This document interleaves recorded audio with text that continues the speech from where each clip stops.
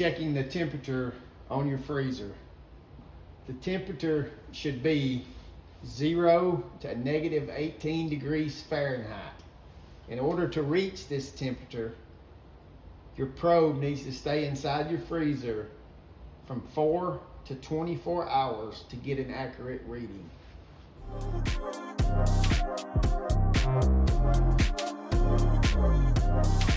To measure temperature using our multimeter, we first must remove our leads. Slide our slide to temperature. Take our ambient probe,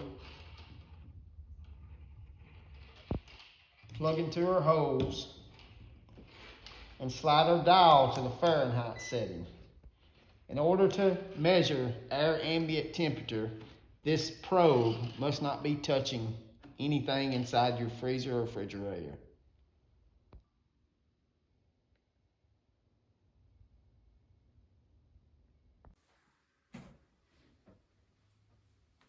We must inspect the inside of our freezer for ice or frost. If frost is present, start by removing the frost.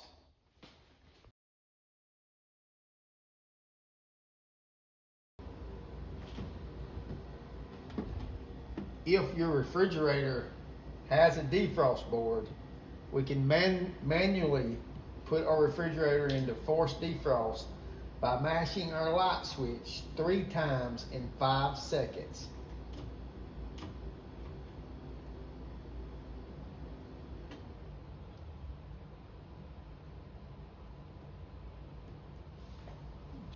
Once your defrost has been initiated, your evaporator fan and your compressor will shut off frost. Once the defrost cycle has been completed, the board will initiate normal operation. On a newer style refrigerator, you'll have a defrost board. On an older model refrigerator, you'll have a defrost timer. The defrost timer can be located and activated from the underside of your temperature control panel through the small hole in the bottom. It can be activated with a flathead screwdriver through the hole and turn slowly, hearing small clicks till you get to the loud click, which disables the evaporator fan and the compressor, putting your refrigerator in defrost mode. Your defrost mode will run from 15 minutes up to 45 minutes, depending on the timer. Check refrigerator for moisture on the inside. Check temperature of the inside of the fridge. Ideal temperature should be between 33 and 40 degrees with a 38 degree average.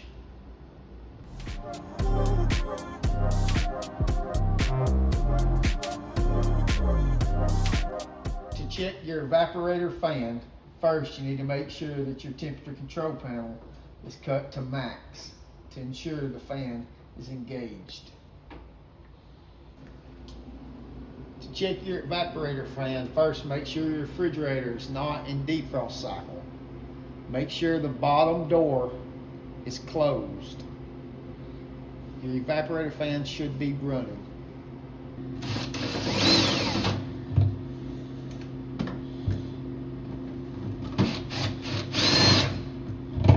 Once the 2 screws have been removed, apply pressure and push upward on the back panel, removing it. If the evaporator fan is not spinning, check for obstruction first. Remove the 2 screws holding the back panel on.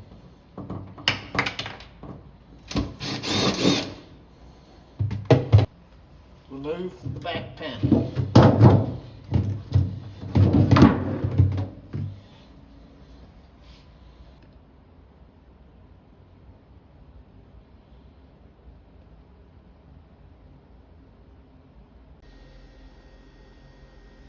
before going any further, make sure your refrigerator is unplugged. Unplug your evaporator fan. Do not connect power supply until you've made sure all the ice has been defrosted from the freezer. Once you've had all the ice removed from your coils and freezer, you can now reconnect your power supply.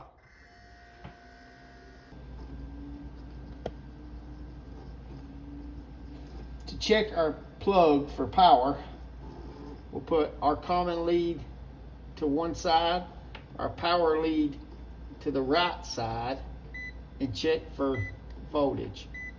We have 122 volts. We have power to our plug. If you have power to your plug and your evaporator fan is not spinning and is free of obstruction, your fan motor is faulty. To check your evaporator fan motor, first check your bearing. A little play up and down is acceptable. Any play side to side is not acceptable. Checking your fan for ground. Put your meter in your ohm setting. Take your common lead, put to the ground on the motor. Take your positive lead and check your left wire for any continuity. If you have continuity on either one of these wires, your fan motor is faulty.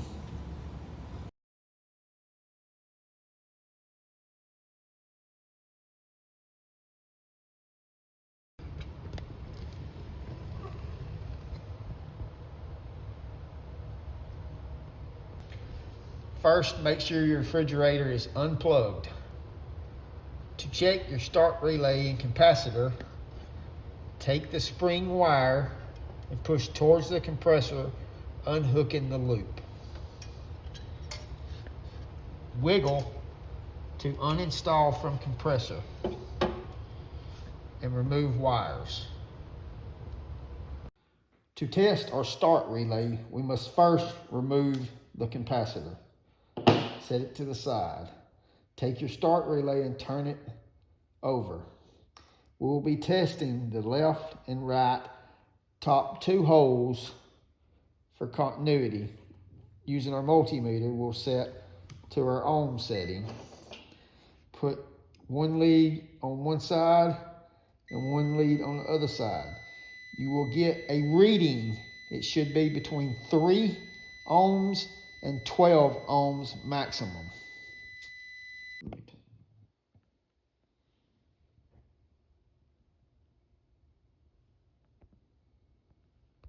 To test our capacitor, we must identify the megafarad reading, which in this particular capacitor is 12. We'll set our multimeter on our megafarad setting. One lead to one side, one lead to the other side, and hold. We've got a reading of 12.41.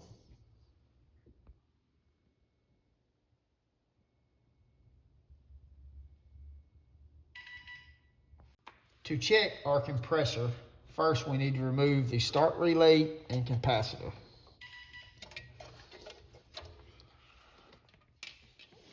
We need to check the 3 prongs for an ohm reading. First, we need to put our multimeter on our ohm setting. We'll start by testing the first 2 pins, getting the reading till all 3 pins have been tested.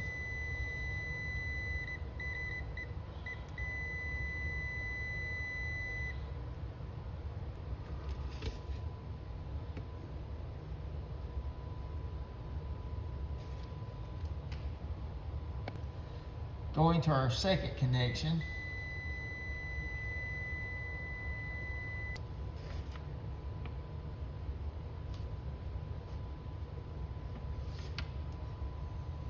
moving on to our third and final connection.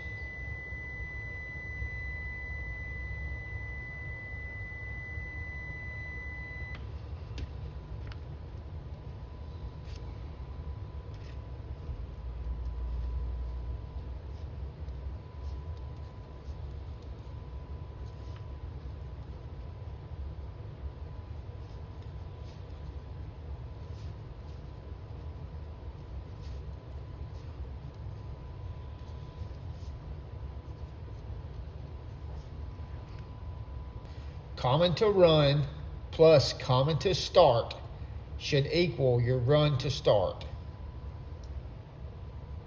Leaving our multimeter on our ohm setting, we will find the ground and put our common lead to a ground, touching each pole for continuity. If you have continuity on any pole, you have a grounded compressor.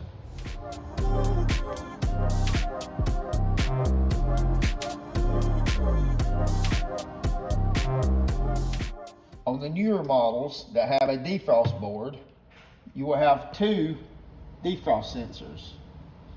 If your evap fan is turning and in good operating condition and your coils are freezing up, these are your most common problem. The only way we can test these is by cutting the wires and removing and testing for continuity. When testing our defrost sensors for continuity, we must first put our meter on our ohm setting. One lead to one side, one lead to the other. If you have continuity to your sensor at room temperature, you have a bad sensor. Some models have a defrost timer instead of a defrost board. If your model has a defrost timer, you can also test your terminator with your ohm setting on your multimeter. If you have continuity on your defrost terminator, it is a faulty defrost terminator. When replacing your sensor or terminator, always look on the side for the temperature and range for correct replacement part. If your particular model has a thermistor, put our multimeter in the ohm setting, testing our thermistor at room temperature. I have 5.6. Then we will take our thermistor and just submerge it in cold water. Our reading should slowly go up. If our thermistor reading does not change or goes in the opposite direction, the thermistor is faulty. Locating our defrost element is usually at the bottom of our coils. To uninstall element, make sure your power is off. Remove your two connections and uninstall. To check your defrost element, put your meter in the ohm setting. Your common lead to one side, your power lead to the other side, and you should get a reading around 35. Anything extremely low or extremely higher than 35 would be a faulty element.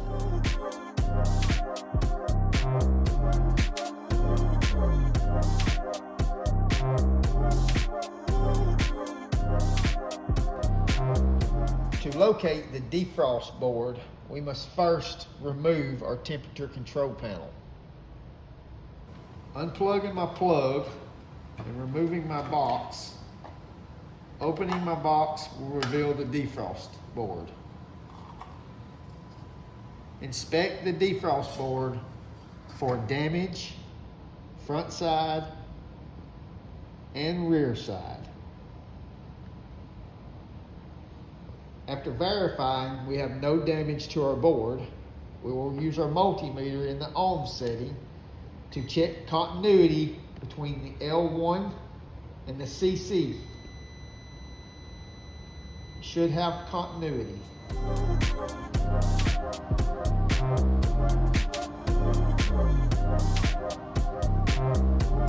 Also located in our temperature control panel is our thermostat, usually located in front of the defrost board or timer. To check our thermostat, first we must check for visual damage, rotating our temperature control knob for any resistance, listening for the click to signify that the thermostat is off. setting our multimeter to the ohm setting, we can touch our two prongs together with the thermostat off and check for continuity. With the thermostat off, you should have no continuity. Rotate the temperature knob to the on position and you should have continuity. Also check for corrosion on the thermostat and the thermostat bulb.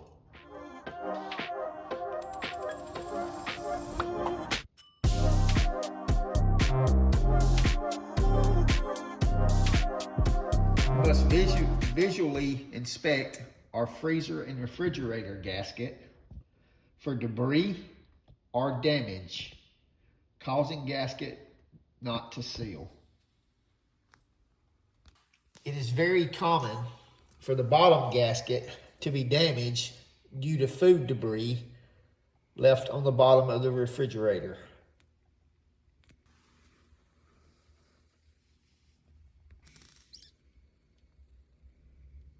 This gasket has damage and needs to be replaced. You can check the seal of your gasket by using a plain sheet of paper and installing between the seal and the refrigerator. You should have resistance.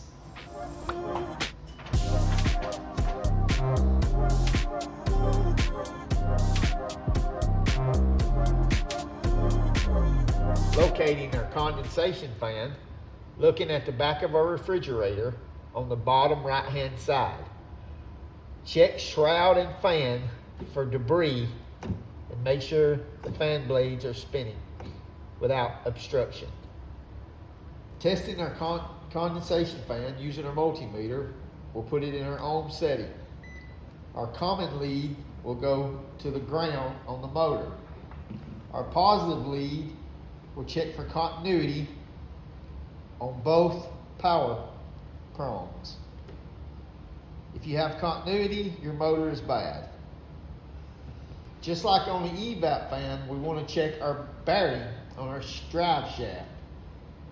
A little play up and down is fine. Any side to side is bad.